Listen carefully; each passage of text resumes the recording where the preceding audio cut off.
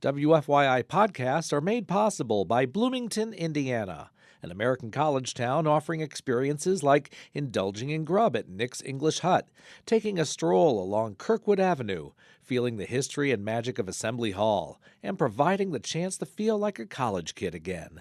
Plan your trip at visitbloomington.com. I'm Kyle Long, host of Cultural Manifesto, just one of the local music programs you can enjoy on WFYI. These programs would not be possible without your financial support. And to say thank you, we want to send you to see Lyle Lovett when he comes to Indianapolis on July 28th. Choose a concert ticket as your gift when you donate at WFYI.org/give. And thanks for supporting WFYI. This is WFYI News Now.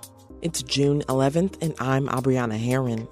On today's show, a conservative organization is suing IU for its bias reporting system, the impact political debates can have on an election, and in an annual report, Indiana ranks in the bottom half of all 50 states for child well-being. We're definitely starting to see some of that impact from COVID-19 on our elementary kids and even our middle school kids. Those stories coming up. But first, Marion County voters will have 18 judges on their ballot in November for the general election. On Tuesday, 8 incumbent judges recommended for retention will give public interviews. The Marion County Judicial Selection Committee will ask questions, and judges will talk about cases, challenges, successes, and systemic issues. Catherine Daudelin, the Indiana Supreme Court Chief Public Information Officer, says these hearings provide valuable insight into how the courts are operating. If anyone has the opportunity to hear judges who are going through a retention process, it really sheds light on the nitty-gritty of what's happening in the courts. In March, another 8 incumbent trial court judges were recommended for retention, but did not have to go through the interview process. 2 judges up for retention opted not to appear before the committee. Another 2 judges are not seeking retention this year. And a conservative organization is suing Indiana University for its bias reporting system. Speech First Incorporated is a Washington, D.C. group focused on free speech on college campuses. They filed a lawsuit in May to stop IU's bias incident reporting system. IU responds to reported conduct targeting a person or group's identity.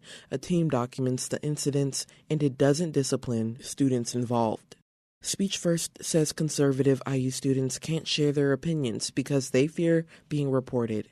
The group has won similar lawsuits against the University of Texas and the University of Michigan. Those colleges ended their bias reporting programs afterward. A spokesperson says IU does not comment on pending litigation. Indiana's 3 candidates for governor, Republican Mike Braun, Democrat Jennifer McCormick, and Libertarian Donald Rainwater, have agreed to at least one televised debate this fall. Another is still being negotiated, but can the debates matter? Mike Downs Center for Indiana Politics Director Mike Wolf says political science research largely agrees that gubernatorial debates can make a difference. And that's particularly true in elections where other races, like presidential campaigns, take a lot of attention. He says there's evidence of that in Indiana from 2012 when Mike Pence went into the debates with double-digit polling leads.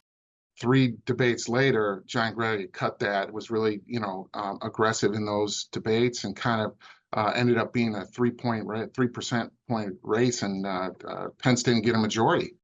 Wolf says debates can have a cascading effect for an underdog candidate.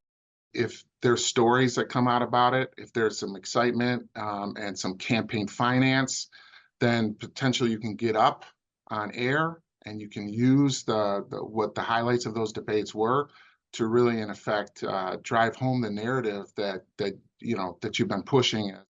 Wolf also says it's possible that in Indiana's current political climate, the margin for a Democrat to overcome will be too large, even if the debates have an impact.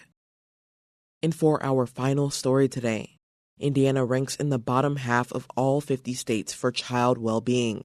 That's according to the Annie E. Casey Foundation's National Kids Count Data Book, unveiled Monday. Indiana's 27th overall child well-being ranking is based on data across 4 areas: economic well-being, education, health, and family and community. The state isn't doing poorly in the first 2 categories, though it got worse across multiple education data points. That includes 2022 data on the percentage of 3- and 4-year-olds not in school and of 8th graders not proficient in math. Ashley Haynes is the vice president of the Indiana Youth Institute, the state affiliate for the Kids Count Network. We're definitely starting to see some of that impact from COVID-19 on our elementary kids and even our middle school kids. And while Indiana ranks 31st in the country for family and community measures, Haynes said many of those data points have improved. We may have improved in our family and community rankings, but other states may have improved at a faster or a higher rate. That includes reductions in the percentage of children living in high poverty areas and the number of teen births, though the data is before Indiana's near-total abortion ban took effect. That's all for today's episode of WFYI News Now. Our podcast is produced by the following people who live in your community: Drew Daudelin, Kendall Antron, who composed the music for this podcast, and me, Abriana Herron. Our news director is Sarah Neal-Estes. If you like today's episode, remember to subscribe and share, and follow WFYI on Instagram, Facebook, and YouTube to check in on our newsroom throughout the day. Thanks for listening. We'll be back tomorrow. WFYI podcasts are made possible by Bloomington, Indiana, an American college town offering experiences like indulging in grub at Nick's English Hut, taking a stroll along Kirkwood Avenue, feeling the history and magic of Assembly Hall, and providing the chance to feel like a college kid again. Plan your trip at visitbloomington.com.